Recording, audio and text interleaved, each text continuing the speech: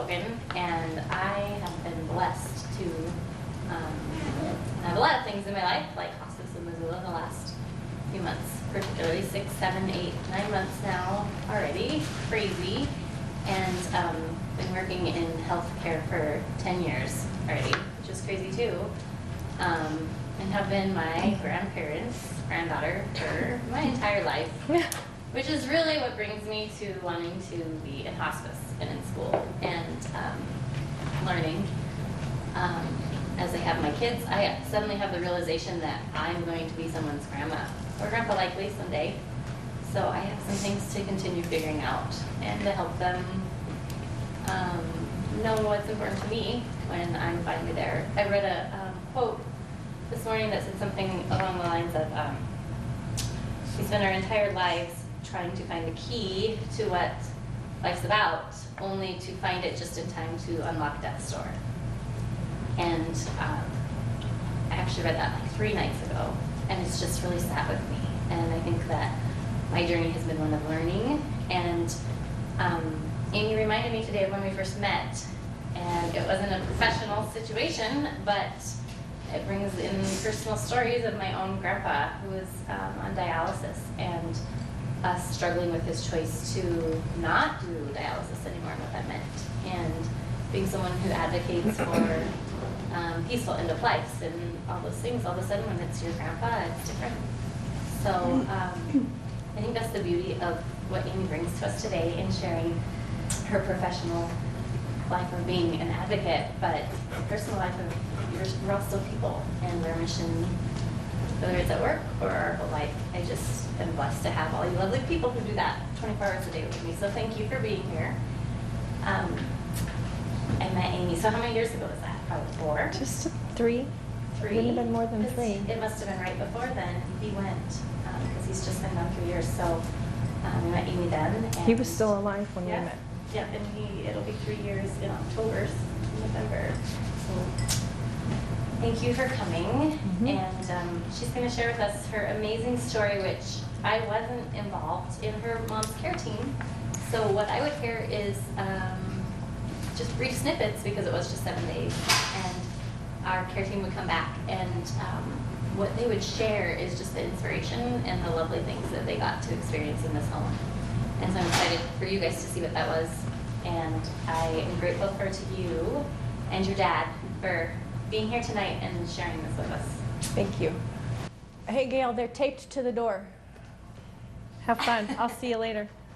Sorry about that. A little ticket pickup for something later. Well, thank you, Mindy and Marika and Hospice of Missoula and all of you here to hear the story tonight. It's relatively unscripted, though I've told several of the stories a number of times. It's definitely from the heart. And what I want to do is just explain what hospice is to me, because I think it has such a mysterious definition to so many people that are not in the business of death and dying, which you mentioned briefly. I'm the Montana organizer for Compassion and Choices, and we work in the state to keep the Baxter decision in place and to educate, support, and advocate for all people to have whatever their choice is honored at end of life. I'm not talking about that much at all today, just in how it relates to my mom's story. So I'll set it up, first of all, with a little story about my neighbors, Chuck and Becky.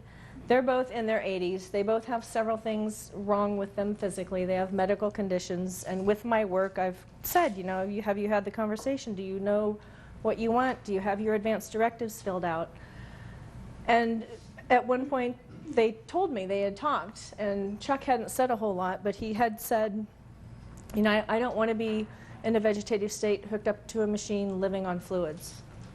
And Becky said, are you sure? That's a big decision. And he said, I am sure. She got up, unplugged the TV, and threw out all of the beer. So Chuck and Becky are real people. They are my neighbors. They have talked to me about advanced directives and aid in dying. And I used to tell that more than beer alone. Well, I had to change that story as of February 13th because I used to say my mom and dad have been talking about advance directives, and I can't use that story anymore because my mother passed away February 13th. So tonight's story is primarily on this staircase of health as we age, as we go, as we get another condition diagnosed. This is what my mom did, and then her last week she died. And to me it was a blessing because I hear of these extended, the staircase down with your condition and then this. I do feel that it was a blessing for my mom's last week to be fairly much a plummet. I have her obituary if you want to read a little bit more about her. I'm not telling her life story at all tonight. I want to set up a little bit about her though.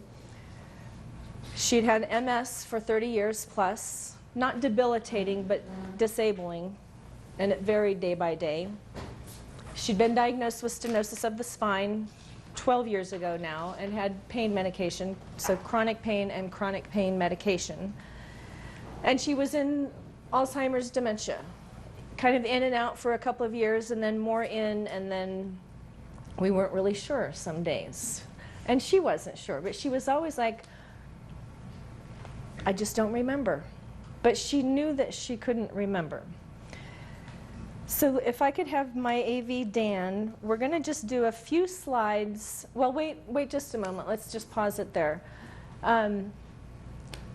My dad is here tonight, and he was my mom's primary caregiver for, well, 57 years. Is that how long you were married? She wasn't really sick that whole time, but the MS started fairly early in.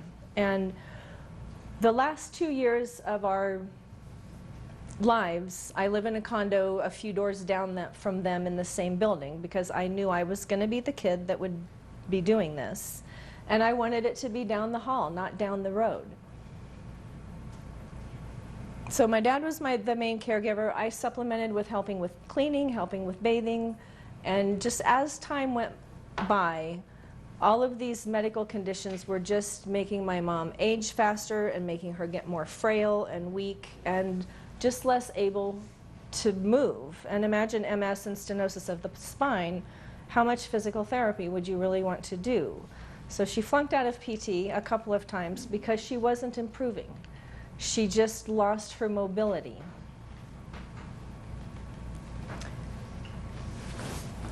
That page, yes, thank you.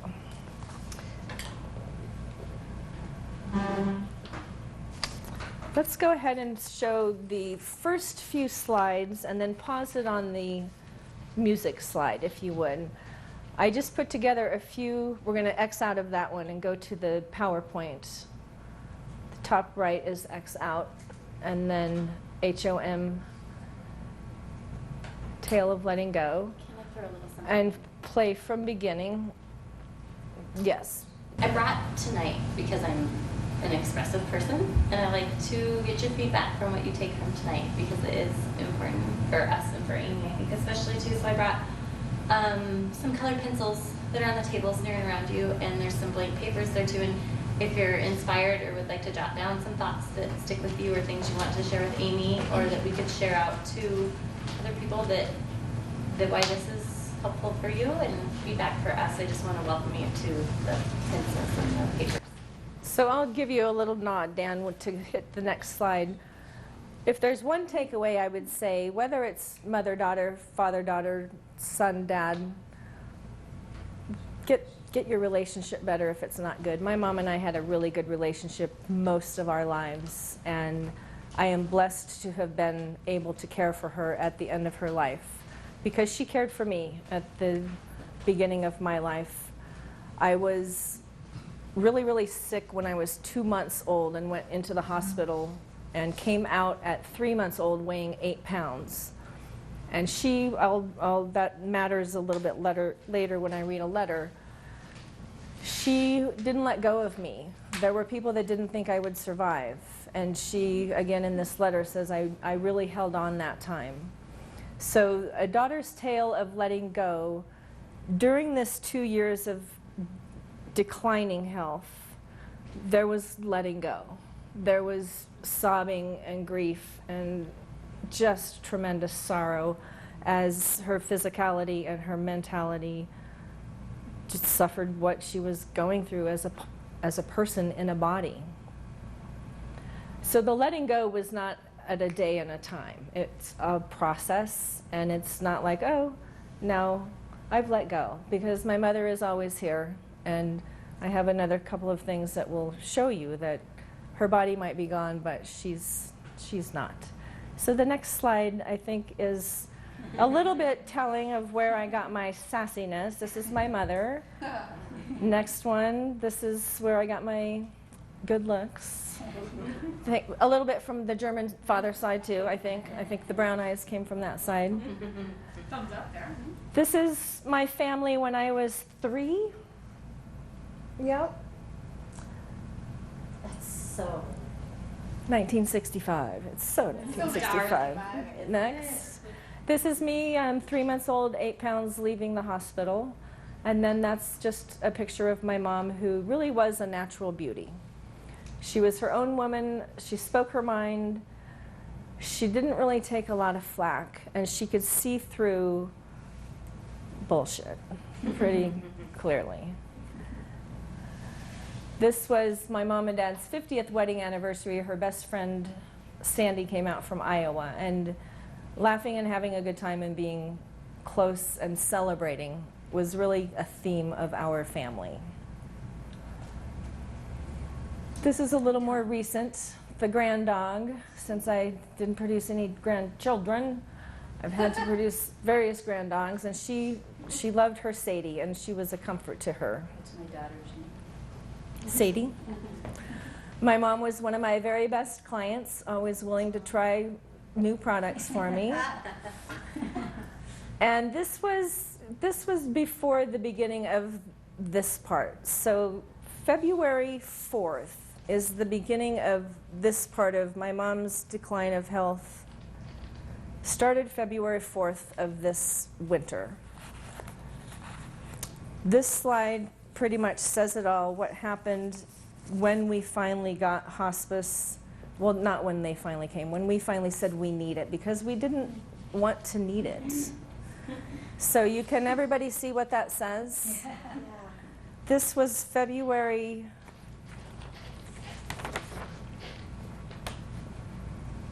7th. So February 4th was a Tuesday. That was usual bath day, and I knew that day if she didn't bounce back from whatever was wrong that day, I would not be doing any more of the bathing. We would really need professional help or better equipment, because when she could help me, I could give her a bath. When she was just not able to even use a muscle in her body, it was very difficult. Wednesday, we kind of muddled through. Wednesday the 5th, what are we going to do? How are we going to do this? We need more help. Well, what should we do? We should go to the doctor. And we couldn't get in the car to go to the doctor. We couldn't get off of the walker that we were using as a wheelchair onto the toilet. So I finally convinced the doctor to make a house call, and he orders some blood work and refers us to hospice.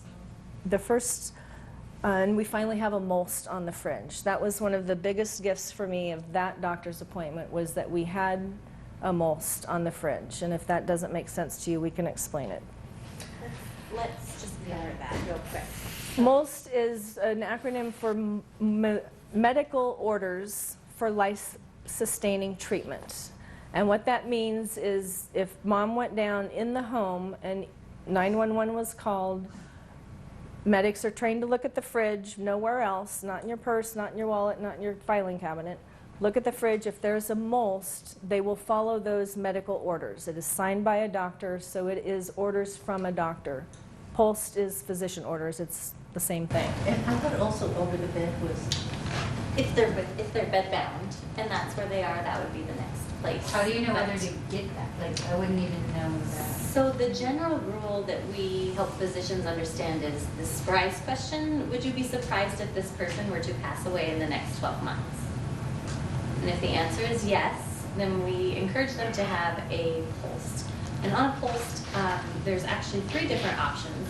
But the most important question is, do you want to have a resuscitation attempted on you? And that was actually a language change that we just made in the last year because,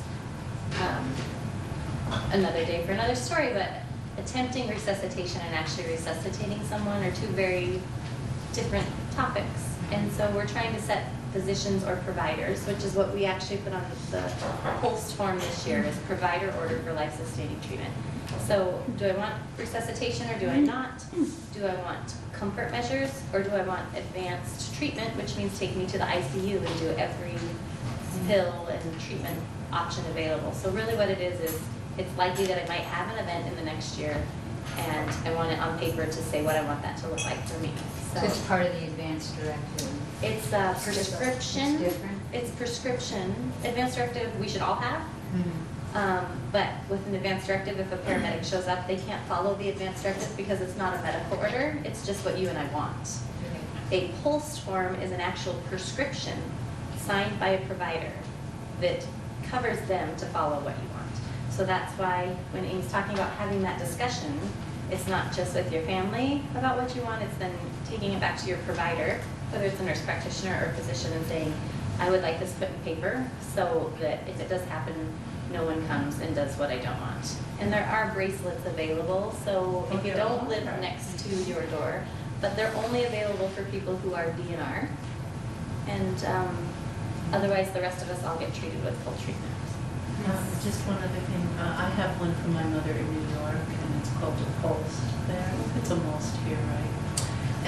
And we have to have it signed and updated every time she sees her general practitioner, so that it's not, years old and still. And so that it's a continuing conversation as Amy's describing these changes, what every change, what's different and what's the same and what do you want still. Just hitting on, that's okay. This is a conversation, not that, it's fine. Hitting on the what you want. My mother said more than once, if I ever get like that, and she was pointing to the little old ladies on fried green tomatoes, take me out, put me under a tree, and let the bears have me. And I said, well, we should start camping on a regular basis now so that it wouldn't be unusual for you to be found under a tree. Obviously, that's a final wish that was not granted and is not, I'm not going to say an acceptable way to go if that's your wish. I don't know how you really would facilitate that. It is legal in Montana, however. But the essence of it is that was what my mom wanted. She did not want to be in an Afghan in a wheelchair, lolling day by day by day by day. And you knew that. I knew that. And it was in her advanced directive. Nonetheless, the 2 years, every day it was like, I hope she doesn't fall today. And I hope nothing compromises the health of the primary caregiver who drives and cooks and cleans and shops and does laundry and caretakes. Every day for 2 years, I hope nothing happens that sends her to the ambulance, to the hospital, to the ICU. Maybe to die there, maybe to then die in a home. So this was part of the whole letting go these 2 years. And you cannot draw a map of how this goes, even the last 7 days. You can't predict it. You cannot predict it. So back to our little 7-day timeline. Friday, February 7th, a hospice nurse came and we did an intake, and a hospital bed would be delivered on Monday. There was really no real urgency, like something is really imminent here. And I felt that there was. I felt like we don't have a hoist to move her, and we're going to hurt ourselves even doing the basic toileting and transferring from bed to out to the chair. That night, she was agitated and forgot frequently that she couldn't walk. So even if you're standing right there, she gets up and tries to walk and crumples down. There's no, go to the store, go to the bathroom. They can fall anywhere, anytime, even if you're standing right there. But so she would forget that she couldn't walk and was trying to get out of bed, and Dad is trying to keep her in bed, and she's, let me off, I need to go. And the next day she was so sore from her upper body workout. She was even more tired and weak from all that upper body movement. I texted my friend Mary Place that my mom went on hospice yesterday, and I've been part of this group and I've known several of the people at Hospice of Missoula for a while. And she said, "What? I didn't see anything. Your name didn't come up." I said, "Well, you know, we just went with the doctor referred and that's where we are." And we then started the paperwork to transfer, because you do have a choice as a consumer who will provide the hospice care that you get. I didn't know how easy it would be to transfer. I didn't know I could speak up when it was being ordered. So Saturday, another day of muddling through. How do we move? How do we, toilet? What can we do? Because she's clearly not well and not waking up the next day, "Oh, I feel a little better today." Saturday, I'm really thankful that there are people that I know, like, and trust on the way Sunday. So the Sunday, Hospice of Missoula nurse and CNA arrive and do another intake kit. We're then provided with the crisis kit and the anti-agitation meds and the instructions on really what was happening.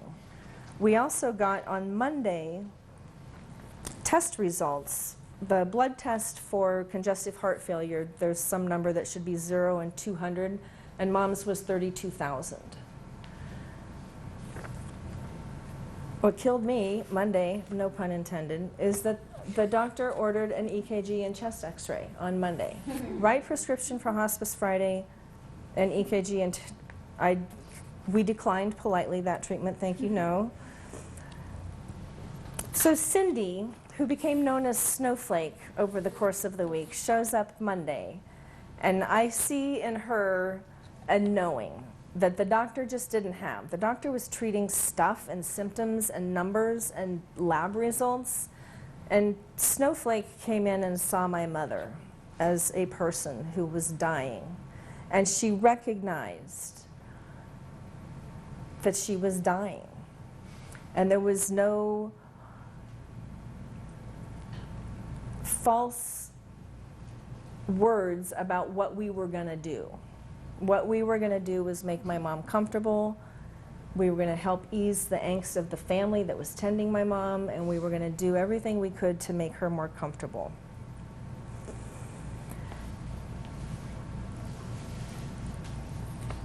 Tuesday, the 11th, my brother arrives from Texas, and my other brother lives here.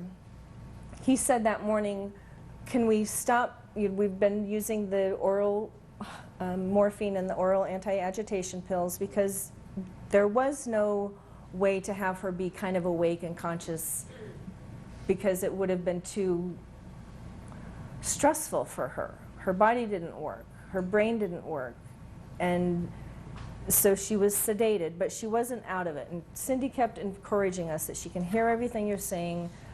So the one brother says, let's ease off on the meds so that she can be awake when Matt gets here. And what I loved about Snowflake is that she, can I use your nickname?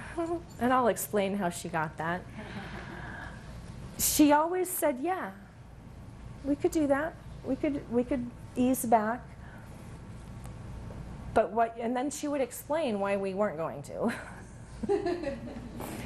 And I really felt like I had a team of people that supported what was best for my mother. And if we had said, no, we really want to pull meds back, I think we probably would have been allowed to, of course. But she helped my other brother understand that my mom would recognize and hear Matt's voice and recognize him, and she didn't need to be awake to do that. So he showed up, and he's like, because she looks worse than this by the time he shows up. And I didn't mean that the way it just sounded. He lives in Texas. He couldn't get here till Tuesday. And he's taken aback at the hospital bed in the living room. But when he does come over and say, hi, Mom, I'm here, she smiled and she made every effort to hug him. And we got our arms around him so that she could give and get a hug. That day, Lawrence also came and played the harp. And I want you to understand in the middle of all of this awful breathing noises and dying mother in the bed, there's still joy and laughter and family and grocery lists being made and dirty dishes and funny stuff happening. So the next slide, Dan, is the new normal. The bed is now in the living room, and Sadie is just this little comfort creature. She is a Jack Russell Chihuahua. She did not bounce around on that bed at all. So this is, I took the privilege of, go ahead and hit the microphone thing, no, go back, and click on that, and then send it up to 130. Yep, click on the up there, click on that, and then move it forward to 135-ish on the bottom toggle thing. So comprehensive service, Hospice of Missoula. I don't know if all hospices have music thanatologists, but Hospice of Missoula does, and his name, well, both of you, right, work or contribute to Hospice's music thanatology program.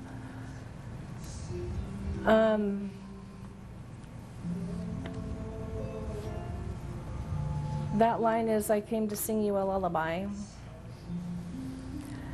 And this was a real gift, 2 days in a row, to just have something really divine. And we were playing some Betty Goodman, we were playing some Paul Simon. But this is invaluable when it evens out here. And if you don't mind, just go quiet for a moment and imagine whatever you want to. But we're in my mom and dad's living room the day before she dies.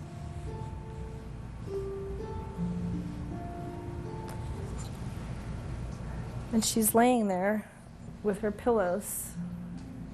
And she did do this. She looked over it a little bit. Do you remember that, Lawrence? And then she put her arms back down. My brother from Texas ran out the door. I gotta go get some eggs and bread and cheese. I encourage you to let the people who are with you, if you're in the time of dying, let them be how they are. And let them, if they're uncomfortable, let them go be uncomfortable. I embrace the caretaker role. I mean, those of you who have babies and have changed diapers, I did not have to do that. I had to help with some bathing. But you take care of those who need taken care of. They're innocent and helpless. And that's what my mom became. And it was, again, a gift to be part of, to be part of all of it, and the 2 years, and this. So I recorded this, and I'll delete it if you want me to. I've never charged anybody to listen to it. But I did replay it for her. I replayed it for her a number of times. I replayed it for her when she had died.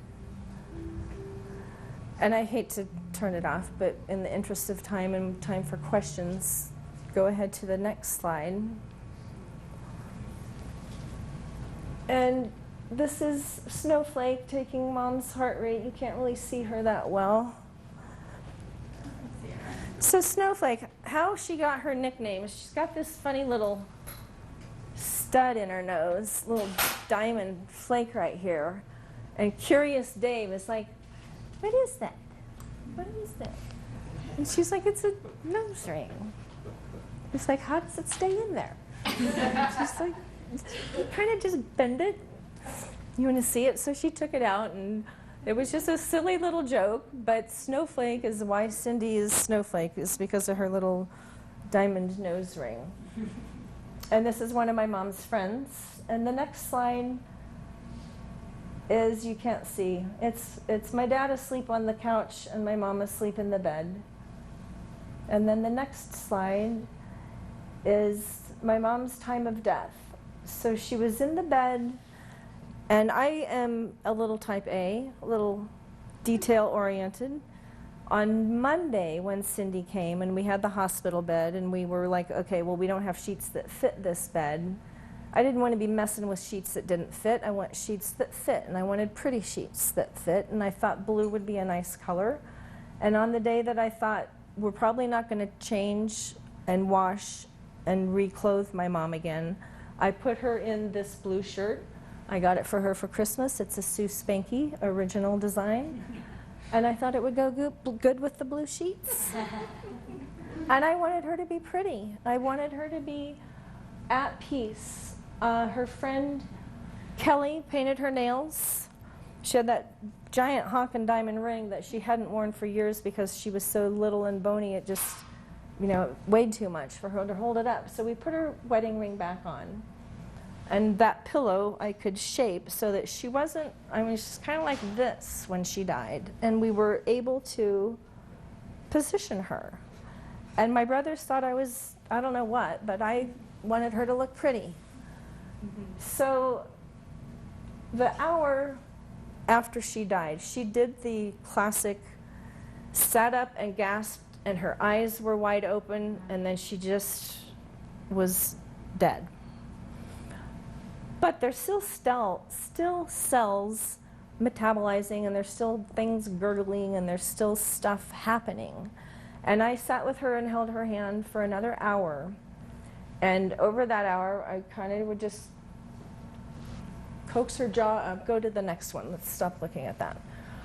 And I got her jaw up, and I tucked her sheets in, and I put her hands the way I thought they would look pretty, so that she was resting in peace. I thought of other things I could have done later. I didn't do them. I did this. And I hear tell I did a good job. So this is my mother. We had her home for another 24 hours. It was chilly enough that we could open the windows and have some people still come visit.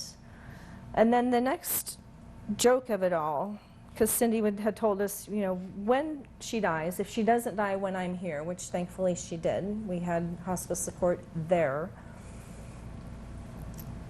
what do we do? And she said, don't do anything. Call us so that we can, you know, be practical about adjusting our schedule of who's coming to do what. But then you do not have to do anything. You do not have to rush into any decisions. Do whatever feels right. So we had people come visit, and all of us sat and talked with her for a while. We made a little shrine, if you will, around her, the hospital table, with pictures and flowers and silly little things that different people brought to honor her. And then the next slide is the end of my presentation is I love hospice, I love hospice, I love hospice of Missoula specifically, but hospice is such a gift to families. And we maybe could have used hospice a week or two or a month earlier. I can't say enough about the care that my mom got from Hospice of Missoula. I do have to tell another joke though, because it's so funny. The day before my mom died, it's, you know, the practical, what do we do when she dies? Cindy said, well, you call us, and then whenever you're ready, the Rocky Mountain crematorium folks will come with their van and take, and she always said Estelle. She never said the body. Well, they'll take Estelle away on a special bed with wheels, and he says, you mean a gurney? And she's like, oh yeah. And the bed with wheels will have a special blanket that has a zipper on it. And he said, you mean a body bag? Yeah. And then my dad, this van is equipped for this purpose. And Cindy's starting to laugh because I said, oh no, Dad. They use it for carpet cleaning the rest of the time. And she's laughing, and she's laughing. She's like, no, we use it for catering. So that was a joke. The next day, we were like, when should we call the crematorium to come get her? And that was the joke. It's like, well, we called Cindy and said, could you please have the caterers come about 4:30? And we laughed again. And they came. My brother and I left, and we were going to go get things for the visitation and the family thing that night, which was Friday, February 14th. Guess how many people came? 3. The family and a few. It's Friday the 14th, right? Date night. So we leave thinking we will give them plenty of time to come with the special van and the special table with wheels and the special bag with a zipper. And, you know, my last vision of my mom could be the one with her beautiful skin. Her skin got all smooth again, too. We get back, my brother and I, from buying the things for our get-together that night, put them in the common room of the condo, and we're called the elevator to come get us to take us back up. And when the elevator doors open, the special bed with wheels and the zippered blanket is right there.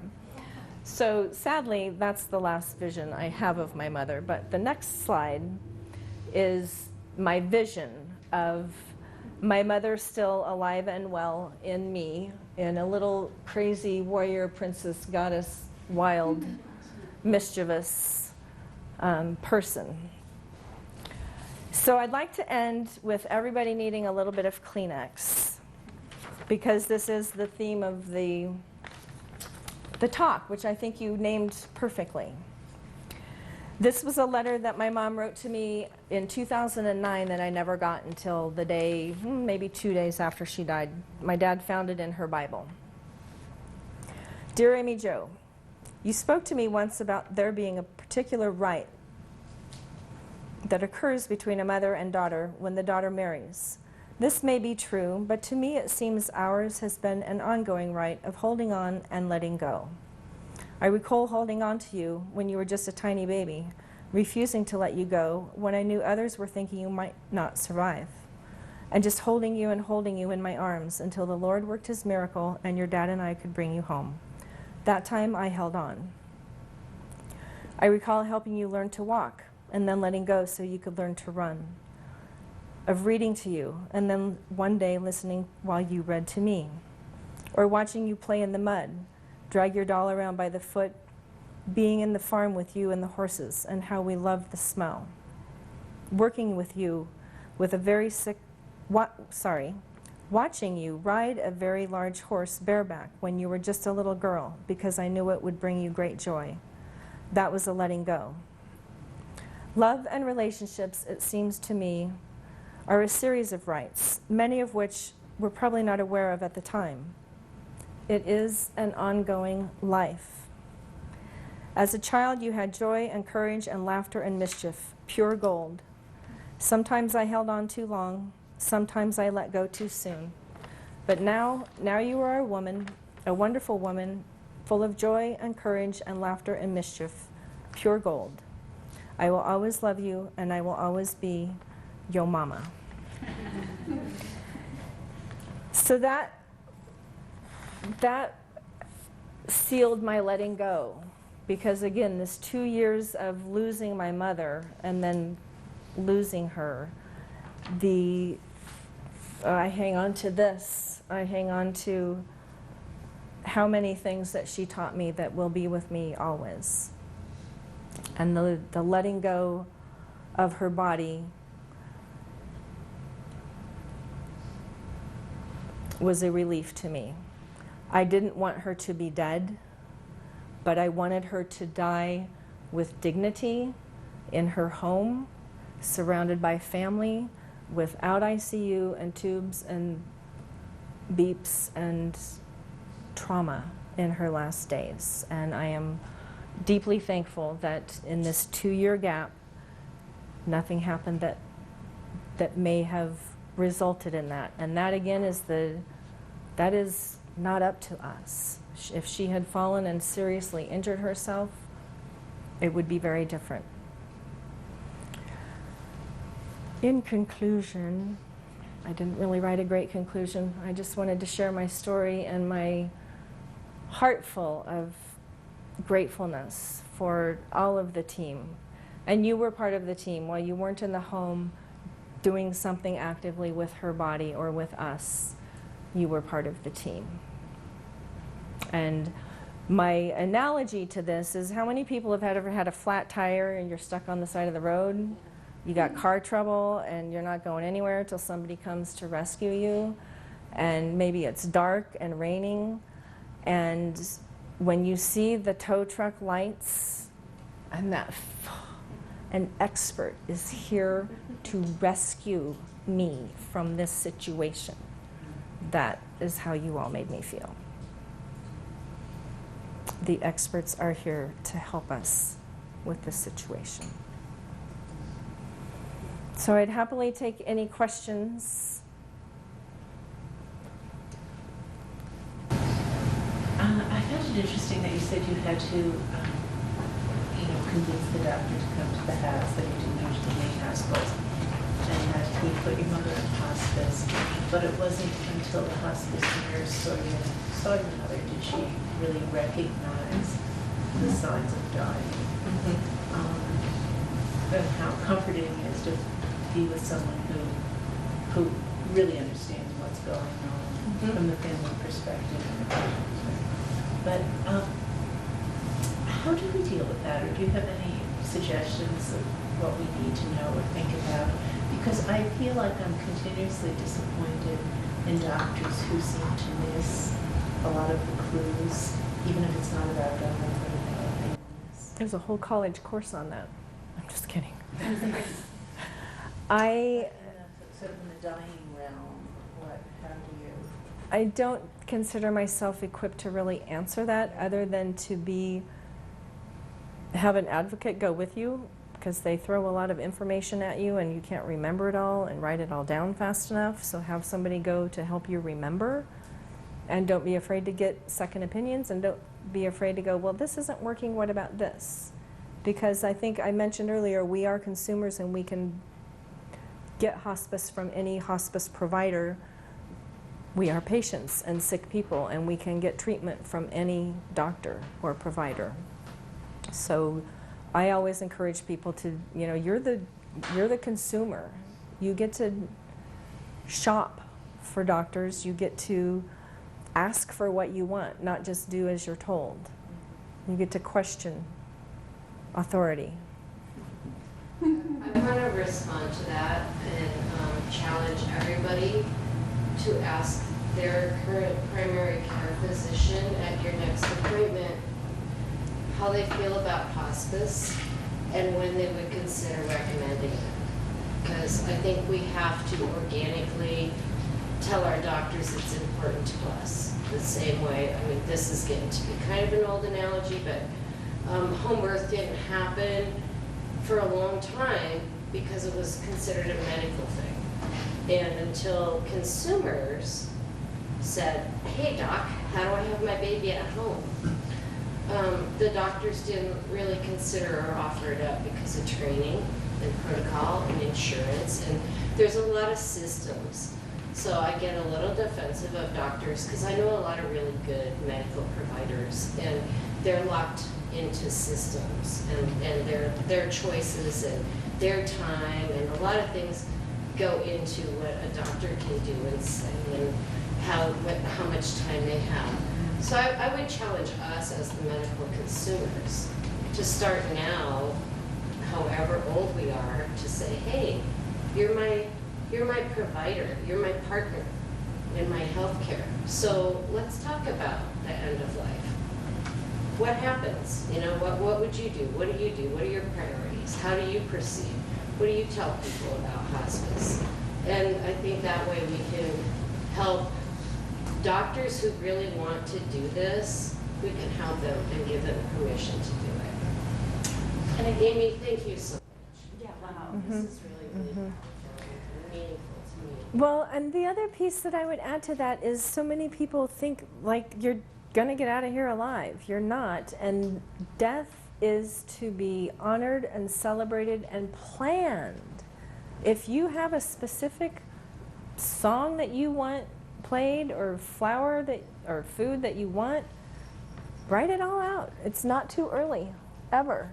And it's also very comforting to the family left behind to know, oh, she would have loved this and she would like this, and we know that this is appropriate. And it's, a lot of people say, you know, the service is about and for the living, which is true. But for me, as one of the living left behind, I feel better having met her. Snowflake and my dad are just so in love. They can't stand it. She became part of our family. What did you say about me? Nothing. Only good things. I told them only bad things. I was thinking about when you were talking because there was a quote going before you started about realizing that birth and thinking that birth and death are different and then realizing it's the same thing. I had home births and had this panic once children were delivered, and then I delivered a placenta, which I didn't really think about. Which, like, how am I going to dispose of this? What do I do? What do I, you know, and I was, you know, it was similar, it just was a similar experience. And then too, the thought of how, what I liked was being so planful in how I could have the birth, with what music I wanted and all of that, but then getting into it and realizing I totally changed my mind. Well, and that's, I think Mindy spoke to, until it's you Right. and your family and your body and your disease, Yeah. you can talk a lot about what you would or wouldn't do, but I don't think you know until you're Right in the moment. In it. And I had mine all planned out. Yeah. And I always say I'm going to be the 6% that dies traumatically because I had it so planned out. But echoing what you're saying about babies, everybody that's going to have one knows they're coming. They know usually 9 months it's going to happen. They at some point consult a provider. They bring their own ideas, and it's easier to advocate for what we want for that because some great work's been done by some powerful people with passion saying, this is what's going to work best for me, and it gives us permission. So I feel like Amy sharing her story kind of gives the rest of us permission. And I remember one point in the hospital, and it wasn't the doctors, it was my uncle, when Grandpa said, I've fallen again, I don't want to do this again, I don't want to go home, and no, I'm going to come back. And my uncle said, well, then we can't take you home because we can't do this. And not my brain, but something said, I said, well, who could do this better than us? Like, we know him. We know what ways he likes to be touched, how he wants to be moved, what's important for him. So, no, I don't know all the answers, and I don't know what, I think that's the mystery of death, is we don't get to have a third trimester, we don't have 3 trimesters that we know what the process is going to look like, and we don't have ultrasounds to check in and see what, how's that developing, it's not coming along quite right. Now you have the choice to do this or that, and death is really mysterious to us, and I want to control it, and that's why I love people like amazing Cindy, who's just like, I don't know, maybe that'll happen, maybe it won't, maybe we should, I don't know, what do you think, what do you want? And I just think it's cool that you shared this with us, because it just gives power to the next, to learn from it.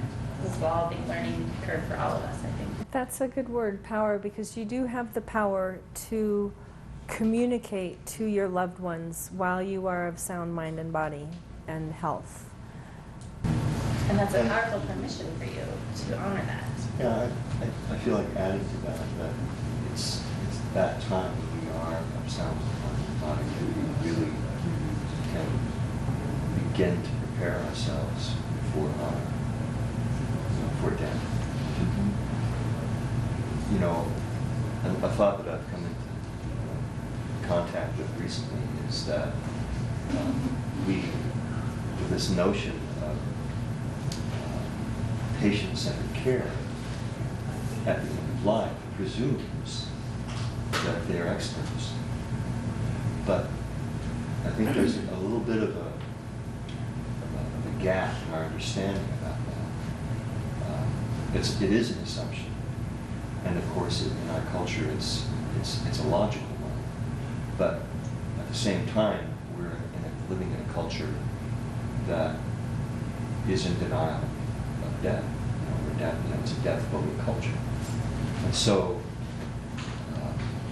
the only way it's going to make sense, the only way it's going to be actually sensible for patient care in the future is if those people are anticipating their death and thinking about their death before the moment when it comes. You see what I mean? And able to give people. And that, of course, that's why community conversations exists, so that people can begin to have a relationship with their dead. But I also think witnessing death and not just reading about it, and that we're so sheltered from ever seeing someone die or even looking at a dead body, that I think the more you experience it up close, the better prepared you are. I had an experience of an uncle who died when I was about 22, and I watched the whole process and was there. And ever having seen that, I'm not afraid to die, because I saw someone die and I see what it's like. It's not an unknown. I mean, it'll always be an unknown, but as much as I could take in from that experience, yeah. And going back to the doctors, there's a beautiful piece in Consider the Conversation, which is a documentary that we watch with our volunteers, especially because before you can go and witness this, we check in with what's your baggage and what do you bring here and how's this going to be for you. And there's a moment when an actual physician says, you know, physicians are trained if there's a nail and they're holding a hammer that you use it. That's crazy to think of you not using a hammer. That's what I've been trained for. This is my hammer, I'm going to use it. And that question of what do we get to say first before you just automatically do it? And permission to say to them, it's not a failure for you to not do everything. But what's important for me, what winning at this looks like for me is this and this and this. And it is so different for everyone, because I say that we had to write our own obituaries, except for someone who welcomes death for so many other people, I don't want to do it. I love my kids. I'm not done with this. And if I had cancer, what doctor would I want? I mean, these are all the things that go through my head all the time. And maybe I'd want a doctor that is going to hammer everything until I'm like, oh, I'm done with that doctor. Now my goals have changed, so I need a different doctor. But it's different for this generation, I think, than my grandparents' generation, that when the doctor said something, that's what we did, you know? So it's a... Or they didn't tell you what was... They didn't tell you, right. Yeah. It's a generational difference, too. I don't know how we learn that. Would you like to say anything, Dan? No, I think you covered it so well, very well. And I compliment you. It's the first time I've heard this. I've never seen this. I'm very much impressed with it. Not only the mechanical part of it, but the emotional and the story part of it. She presented it. Just another reason why I'm glad she's my daughter. I was very touched by the grace you instilled your mom in leaving and the moving of her mouth. It was incredible. And it was really cooperative. It just, the muscles were like, oh, we can stay there. I'm going to remember that. Yeah. You know, I just have to interject here because she makes it sound easier than it is. Yeah. I was there when Estelle passed. And we had this whole conversation about that, right? About the eyes being open and the jaw being slack. And then when I came back, after you did that, and how beautiful she was, and you were like, I worked and worked, I did it. And she was absolutely stunning. It's kind of a legend. Yeah, she is a legend.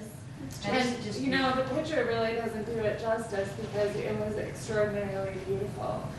Not just in the visual moment, but how the energy felt. So you did a great job. I'll be doing that with my mom because we always have It a was joke. so, it was Yeah. really, really amazing. It's cool. I'll be plucking my mom's hair out of her. Yes. German women, you And I know, hope like, somebody right? does that to me, man. Yeah. You're not leaving this world without, with hair change. I was really appreciative of that because having worked in nursing homes and having, I was on the floor working as a CNA for a long time, and that was always our goal. And so when I passed away, we knew the family was kind of, we wanted to make them beautiful. So the family didn't see, you know, when they came in, they said, oh, this is my mother, this is my father. And I really appreciated that component of it. I have to make a plug for this film. I've done this a number of times in this context, but how many of you have seen the movie Departures? I have. I The haven't. Japanese, Yes. isn't it fantastic? You just really want to see this movie. It's available on On Netflix, Netflix. and it's Instant out there, play. and it is a beautiful film about this very thing. Although the cool thing about it is that what you did for your mother in the film, the work of this man is to do it in the presence of the family.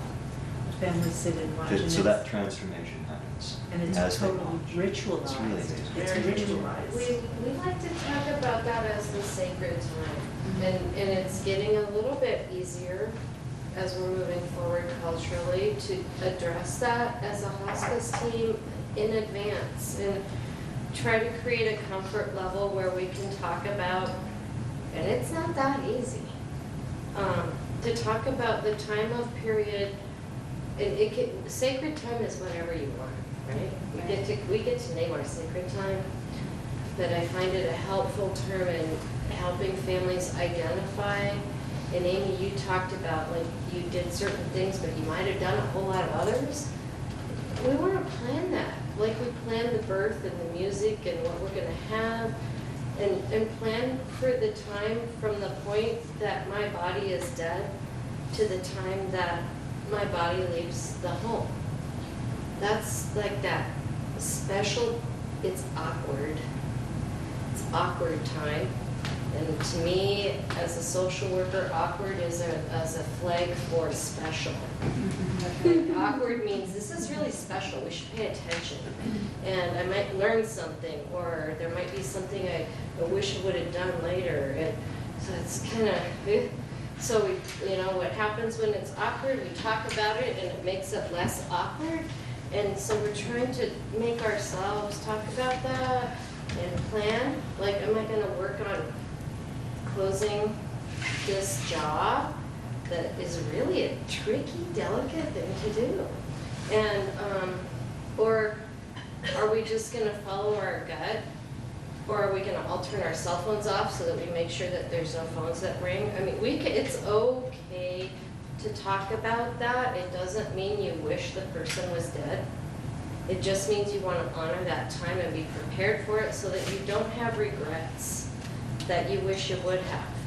And it's getting easier to talk about because more and more people, like your family, are welcoming hospice and allowing difficult, awkward conversations to happen. So it doesn't happen because of hospice, it happens because of families that are willing to try it. And so, that's another thing. Think about the awkward time. Some of my family think it's weird, but some of them think it's like, of course, she's already writing a list of songs that she wants played at her whenever that might happen. So there's various index cards around my house that say celebration songs, and everybody knows that those are the songs that I think would be kind of cool to play whenever. So from the sacred time when my heart stops, or at a celebration of life or whatever, but I'm trying to pay attention to that so I can pass it on. But it's okay to plan for that time and how you might celebrate it. And there's a history of people doing death masks, of doing a mask of a face on a person, on the person's face after they've passed, so that the family can preserve what their face looked like at the time of death. When you're pregnant. There's a whole museum of those at Yale or Harvard, it's one of the Ivy Leagues, but they have a whole museum, like Abraham Lincoln, a lot of people had death masks done.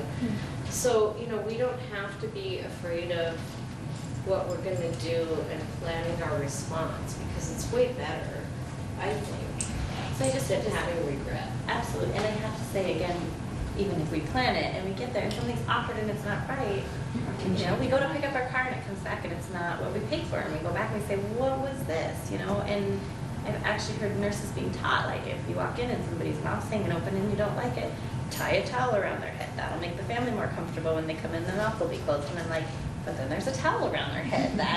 I don't know that makes me feel better as a family. So just giving that permission again, that it's what you want it to be. There's no right, it's just so different.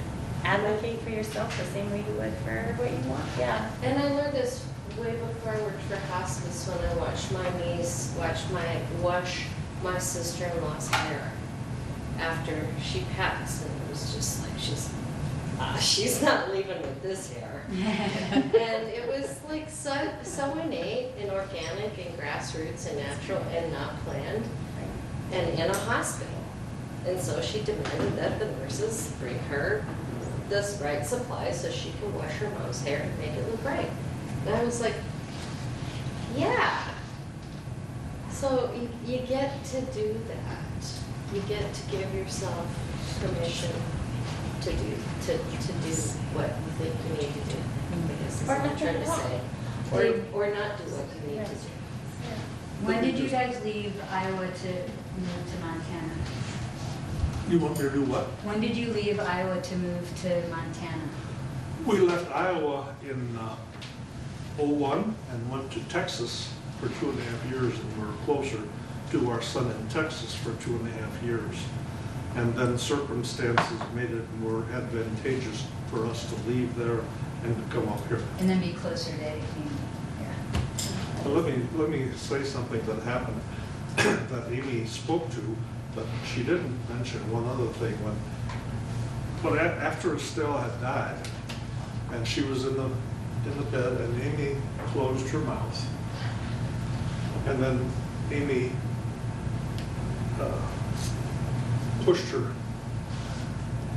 the side of her mouth, and it smiled, but it was exaggerated, like a clown smile.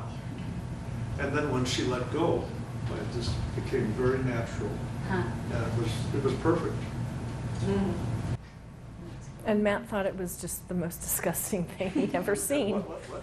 Matt thought it was the most disgusting thing because I was touching her dead body. And Kids are different, aren't they? They are They're different. so different.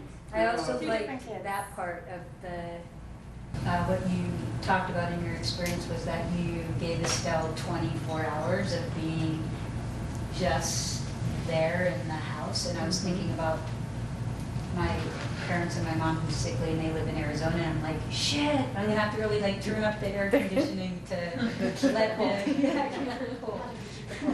Right. Versus being in like, in February. Yep. But I like that, I never thought of it, really, that's a cool thing. There was a hospice presentation here in the winter on various ways of burying the dead or having a wake. Was anyone here for that? And the Coroner. yeah, Sure. the coroner came that day. and there are all these rules how long you can keep the body before it has to be turned in. And anyhow, there were just so many wonderful ideas that people had. Yeah. That's another nice. technicality point, my other hat with compassion and choices. If a patient is on hospice and expected to die within some time frame, there is no coroner or sheriff or question about what happened here. There's no investigation if they're on hospice. Right. But if you die at home naturally without that, you get like. You get the coroner and you might get the sheriff. Oh yeah, oh yeah. Until they get there with that pulse. Why not? Until they get there with that pulse in their hands that says DNR and comfort one and allow natural death. They presume you're a vital person like me who wants everything done. But My mother-in-law passed in our home, and she wasn't on hospice, although she was very ill for 4.5 years, and the coroner came. It wasn't a horrible thing, but it caused, we had to wait. It caused this weird limbo. Your sacred time was. We had to, our sacred time was like, which I hadn't even identified as sacred time at that point, but, boy, that's a whole other conversation. But, yeah, I would say that because we're in Missoula County, it's not a bad thing for the coroner to have to come, but it does add to your sitting and waiting because the funeral home cannot come and do anything until the coroner has come. So and the coroner is sheriff's deputy. So we have a few deputies for a really big county. So that's the other thing. If they're indisposed doing other things, the wait could be lengthy and has been sometimes. So just a little aside. But what came out of that discussion was that if the family can stay with the body in the home for about 24 hours, it really helps improve the grieving process. Because it's not as if the person died and then they disappear. There's no chance to process. Yep, and it lets the body relax and move as it needs to, the spirit. That was beautiful. Did you observe anything through the dog? Yeah, very Interesting, yeah. Who's gonna bring her? Did she respond in any particular way? When- To the story? When she died? Or after her? No, not in particular. She just was very, for a Jack Russell Chihuahua, when she jumped on the hospital bed, she knew not to go get up in her face and lick. She knew just to curl up and be comforting. They have a different. The other thing that I would add to this is one of my best friends, Esther, was there coincidentally because her little Downs kid, who is 8 now, has a special bond with both of my parents because she just is like, hi, in her big Isabella smile, and she just brings joy to Dave and Estelle. And Isabella and Esther were there. So Isabella, 8 years old, was part of it as well, and she was very intuitively quiet and fascinated. And what happened to Grandma? What's happened to Grandma? And I know that there were some people who thought, oh my God, why is an 8-year-old here? And her mom was okay with it, so I was okay with it. And you spoke a little bit about we used to die at home, and the dining room table was the viewing, and the party was all over the house, and the cemetery was out back. And we've made it such an industry now. And that's one thing that I would say if talking about planning and after the fact and it's too late and you didn't make amends and now you want to do everything you can for the person, it is a big business to have lovely caskets and expensive stuff, and it just doesn't make the sacred time better, in my opinion. It certainly may help some families reconcile in other ways, but again, if my mom was going to be cremated, and she's like, do not buy the $600 box, buy the $49.95 cardboard one because you're going to light it on fire. Right. So she was very practical about that. Her memorial service was very simple. It was at the University Church of Christ. And I think that we honored her just right. I hadn't seen the pictures yet. Like I said, I had come to your home, and what I had known was the mystical awe of our staff coming in and just being in a good space of leaving your home that you were doing this. So I just want to thank you, because now this lesson closes one chapter for me and just kind of helps me pay it forward to whatever is next. Thank you for that. My pleasure. I'm not rushing because we're not done if we don't have to be. It's not quite 7:30, but I feel like I'm talking a lot. people have to say. I have a great story, and I've been given permission to share this, to follow up on what you're saying about like the need to honor after a person passes and how that can be exploited. So I have a friend of a friend who was a fisherman from a northern European country. And he had a family there and ended up leaving that family, divorcing that wife, and having a wife in the United States and being a northern European fisherman who worked out of the West Coast. And he died suddenly. And his American wife really felt the need to make sure that the Northern European family knew that she really honored him, and they had been married for a long time. She had relationships over there. And anyway, to make a short story long, she spent $10,000 on the nicest Cadillac casket available in Seattle and paid to have it flown with him to the Northern European country where the green laws forbid caskets. And so he was buried with a green burial, and the casket was flown back to the United States. So I mean, that's been kind of a joke amongst friends, and we're all allowed to share that story. And I kept the details relatively vague, but it is kind of an example of kind of that guilt and that need to do whatever it is we do and fill the hole that we have inside. So that was I think a good caution, and hopefully this was a kind of a fun, humoristic story to remember, to help you remember to question what you're told to do when you're in a vulnerable emotional situation. I'll add a small thing. I had the opportunity to spend the day with a funeral home director, and he had a phrase. He said, if they didn't drive a Cadillac, don't buy them a Cadillac casket. And one thing that he said that always stuck with me is that when the family is picking out a casket, if they choose to have a casket, he leaves the room. He has a beautiful showroom with them all on display. So that might be something to be aware of, that if you're looking for a casket and the funeral home director is still there, you can ask them to leave the room, and maybe be aware if they do leave the room, because he wants that to be your time and he doesn't want to influence it at all. And I thought that was really beautiful. So I think the salesman pitch out of that. I really appreciate that. Yeah, you'll never go to a car lot where that happens. They Yeah, will never leave you. And if you do, you should buy a car there. Yeah. And tell me where it is. But the less expensive caskets are never on display in those rooms. Oh. You have to make a point of asking for it.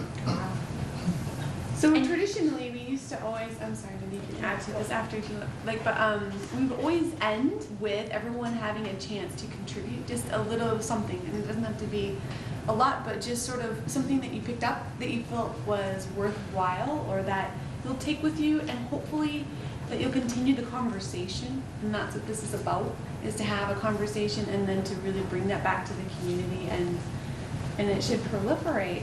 That's the idea, is that we take these out into our networks in a natural way and say, you won't believe the crazy thing I just learned or saw. So I'd like to share that opportunity, and we'll be able to go around the room and just share a little something about that. So I would like that to be part A, and part B would be, have you, aside from those crazy hospice people, thought about dying before today? Like, has it been something that you've been like, I know I'm going to die someday, what will that look like? I would think that most of us are here because we have, but I would say 99% of the people in the world, well, in the United States, don't think that. Our culture sort of prohibits that. So I'll let you start if you're brave enough. Okay, I contributed, so I'll answer B. No. I have not thought about it very much at all. Some with my parents, but, and I need to more, but not with myself. It's easier to think about something else dying. Yep. Sometimes. But also, like, if you were going to take something from tonight and then share it, what would that be for you? I think it's what I contributed. Thanks, Dave. Thank you, Dave. Yes, That, I'm glad to have been with you. Thank you. I see that. The likeness of birth and death, and that in going into both, you need to be open to the process.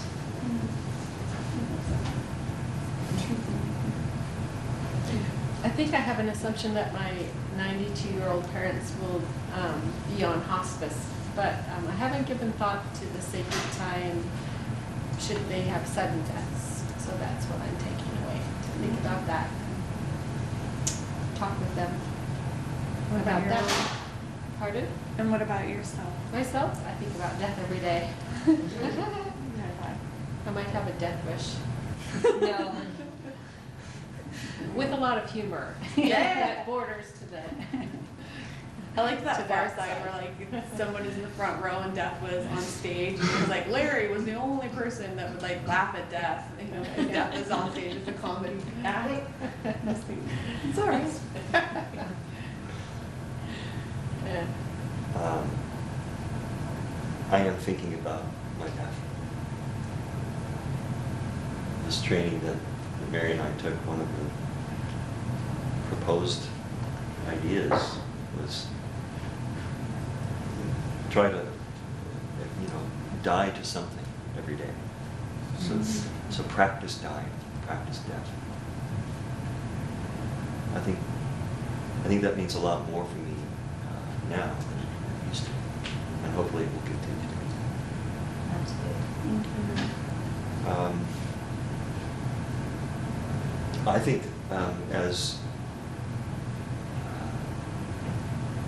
I think I'm taking away with me this image of how beautiful we love it. And knowing that the picture doesn't even do justice to that. That's awesome.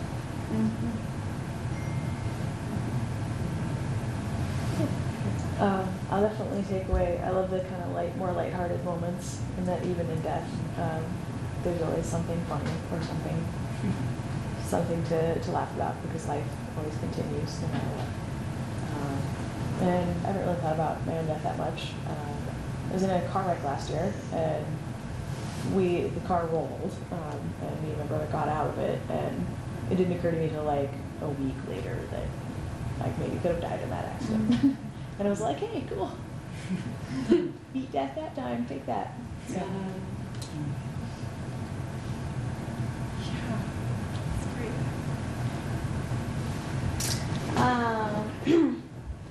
I've been a hospice volunteer for quite a while with Partners Hospice. So I have thought about my death quite a bit, and talked with my husband about what I would want, and asked him what he would want, and I've talked with my mom and things like that. And as far as a takeaway from tonight, I really appreciate these conversations that you guys are putting together. And for me, it's not a new thing, but I feel encouraged to take from here, like the joy of living right now, like this moment. That's all we know we have for sure, and to be joyful and let the people we know around us that we love them, and to connect with people while they're here and while we're here. So I appreciate that continued message, that inspiration.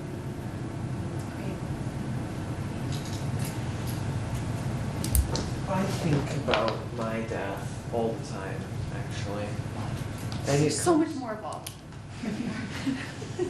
That's great. It comes up more and more often in my life the older I get. And, it's not my death, everyone else's death too. It's just everywhere, and it's so nice to pick up from this that it doesn't have to be such a bad thing all the time. Yeah, that's true.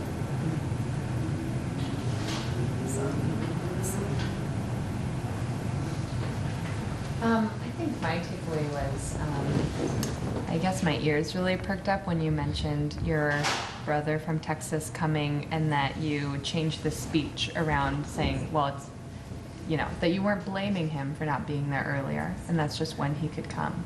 And that really resonated with me because when my grandfather passed away, my dad and my 2 aunts, their relationship fractured in a way that will never be repaired. I think no one honored everyone else's way of handling that sacred time in the time before he left, and they took out all of their displeasure with my grandfather passing and on his way passing on to one another.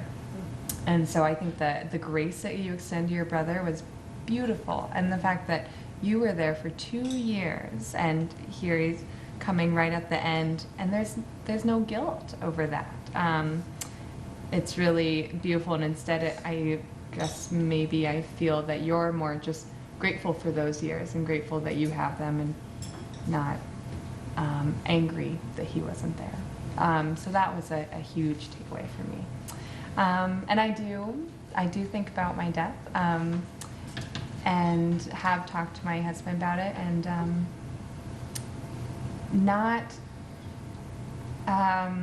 I've had some friends of mine pass away by suicide, so I really am careful by the way I phrase it when I want to tell my husband, I'm excited for death.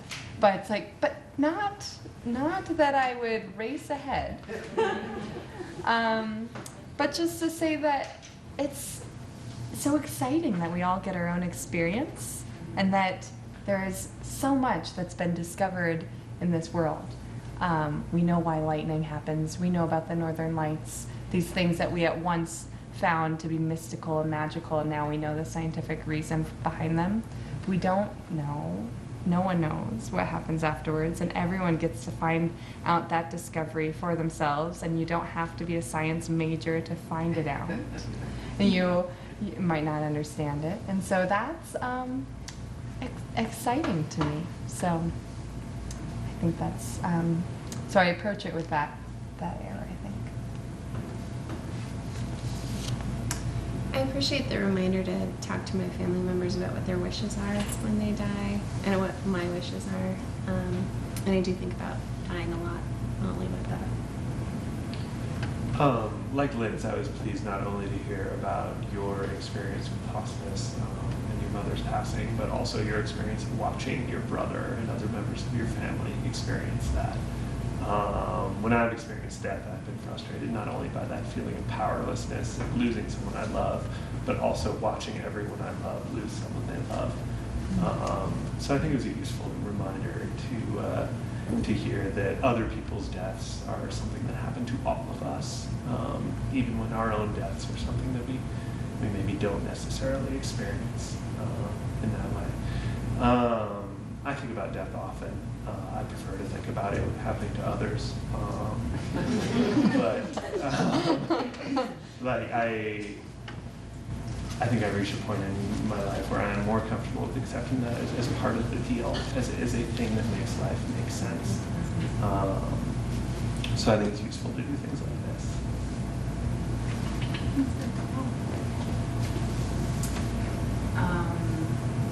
Well, I loved hearing about this again from your mouth, even though I was there. And you did a lovely job, Amy. I think about death all the time, of course, because I work in hospice, but as far as personally speaking, yeah, I think about it, and I think about my parents dying, and it scares me because I love them, but I know it's going to happen, and they'll be on hospice when it comes. And when you have a sudden death in your family or with among your friends, then it's a whole different experience. So for me, always the take-home message every day is live your life and enjoy your life. Don't dwell so much on dying, because it is inevitable. We're all gonna die, so you gotta take every day as a gift.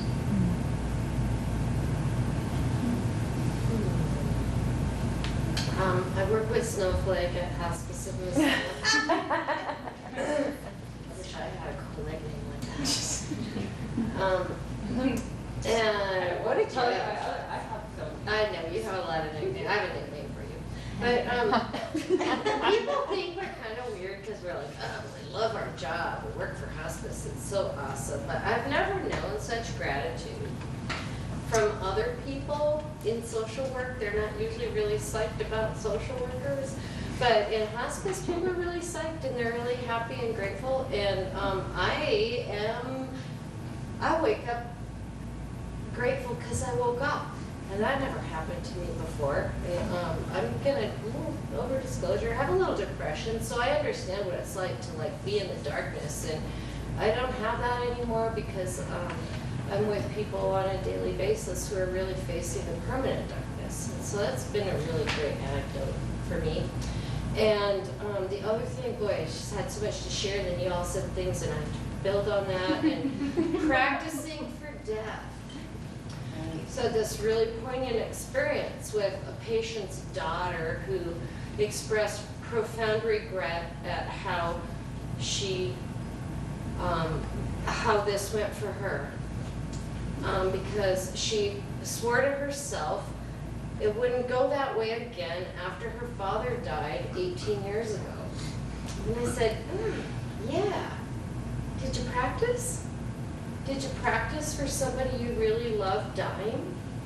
Did you think about it every day and go, what would I do if my mom died? What would I do if my husband died? What would I do if my child died? Did you practice? Or did you just go, I'm really unhappy with myself about my father's death, and then tuck it away and wait 18 years, and here we are again, and God, I did it wrong again. We don't practice, Lawrence. Thank you for saying the word practice, because we do. We need to practice. We need to practice for ourselves. We need to practice for the other, because I think about my own death, and it's not really a big deal, but I'm really, really, really, really, really afraid of losing anybody I love. And so it's the other death that really scares me, not my own, because I've practiced being in the darkness. I haven't practiced letting somebody I really love go into the darkness. And so we have to practice all of it for ourselves, for the other. So I like that. And I got to just do a shout out to Joan Rivers, because I love and adore Joan Rivers, and I miss her. And tomorrow night is supposed to be Fashion Police, and she's not going to be on TV tomorrow night because she died. And Joan Rivers and her daughter Melissa did this wonderful video called Consider the Conversation, about mother-daughter. So I have to say that because this is about mother-daughter, and I have an aging mother and I'm a daughter, and I have to practice the conversation and practice the loss and just rambling. So there you go. First of all, I apologize for being late. I didn't understand what time it was really starting. You're always welcome. But anyway, I've experienced a couple of deaths, and well, more than a couple, but each one is different, and each one has its own meaning. And I think about my own death, and I really prefer to have something very simple if it's possible. And a cardboard box is great as far as I'm concerned. As long as there's some spirituality in it somewhere. It doesn't have to be, I guess the other thing that makes it, for me, a more spiritual time is that if I can heal and forgive my own family or myself or whatever, so that we are all getting along together before this happens, that would be my really gift in life, I think. So there's a lot of things that I think are, that one can think about, and I think it's really wonderful that there is a hospice program for everyone. That is amazing to me. And I'm also amazed at people that absolutely will not have a hospice come in. And they have that right. you know. But I guess I just need to hope that people will, that I will express what I want by the time it's time for me to go, and that they will respect that as best they can. Because I don't expect anybody to agree with me 100%. So it's going to be an interesting time. It's exciting.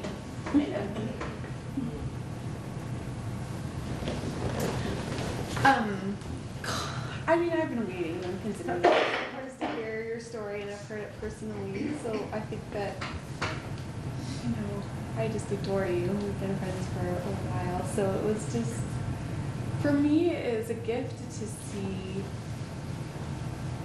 you know, hospice give you something, and it was really amazing to hear about the beauty in that for you and your family. And I think that's a misnomer for people when you say that there can be a beautiful death. They think of like a fairy tale or something, you know, like Rapunzel, or, I mean, beautiful isn't that always. That beautiful can also encompass like uncomfortable and like someone running out the door because they can't handle that feeling, but being graceful with your family. Like, beautiful doesn't have to be something that's set in stone. And you did such a good job of saying that.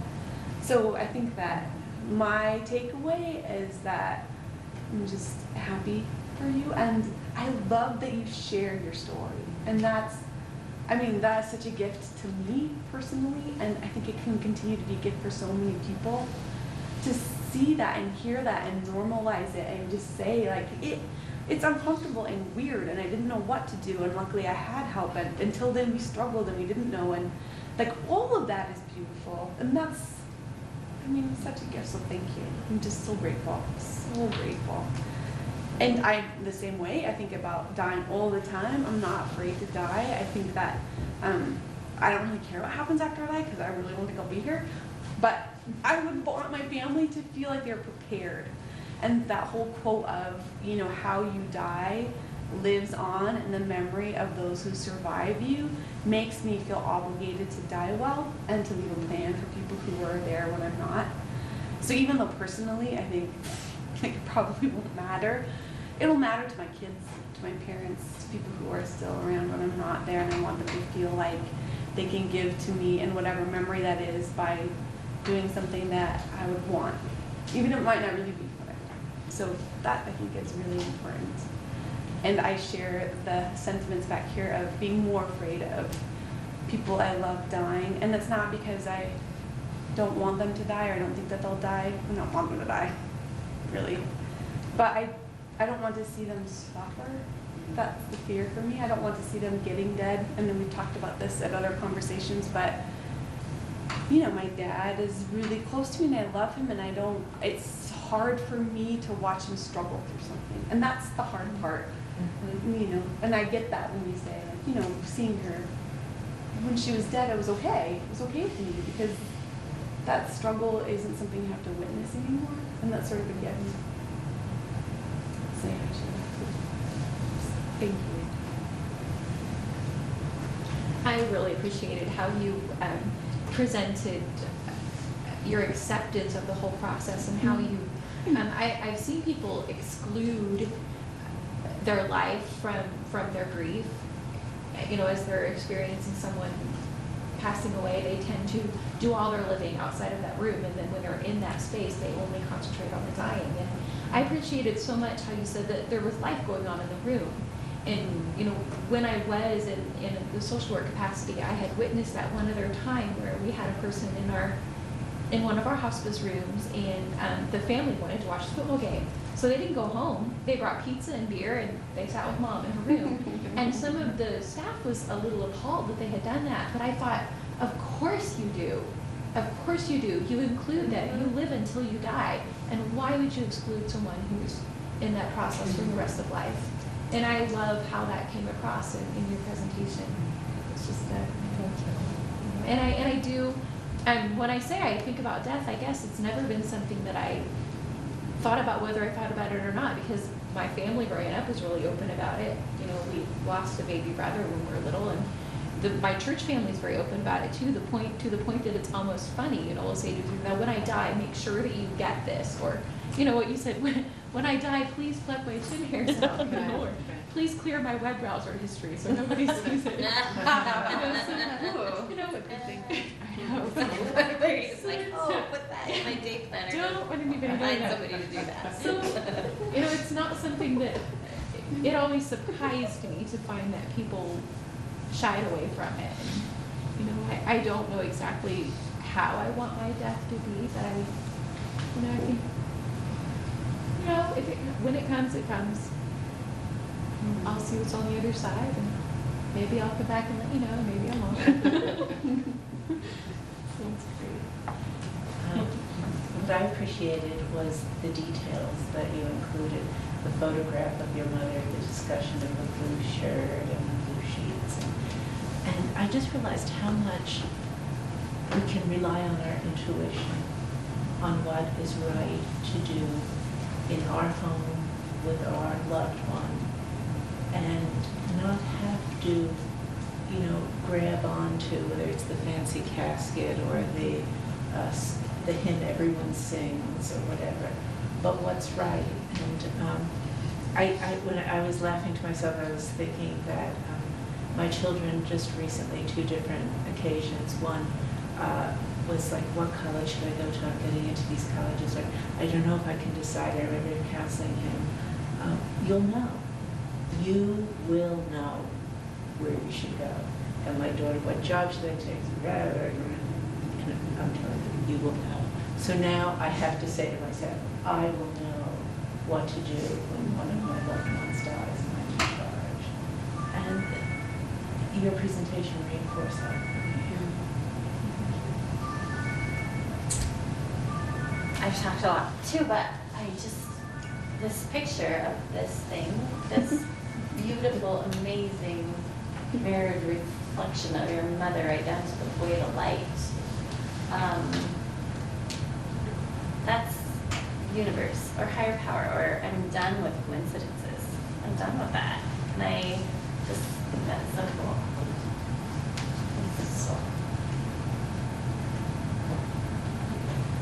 Well, she was a remarkable lady. I will give you that. And if you have her program and want to keep it, you may, and I take it back if you don't. My takeaway would just be to encourage all of you to trust your intuition and do what feels right at the time, whether it's for you or for them. I mean, I got the blue fitted sheets that would fit the bed for me because I wanted her to be comfortable. I don't think she would have noticed. Sorry, that's my phone in my purse. But trust your intuition, and if you feel like something isn't right and you want to go change it, go change it. Go tuck her in a different way, or whatever it is that you feel. You know, I kept touching her, and my brothers did not. They would hold her hand, but I tended her because I really felt that full circle thing of being a helpless baby and having everything that I needed taken care of by her. And again, signing up long ago, knowing that I was going to be the kid in the family that would be doing this when the time came, help me. I appreciate you all so much, for your attention. Thank you. Yeah. Wonderful. And this is just a little gift for you. Thank brighten you. up your space. Yes. Just smile and make you blush. Thank you.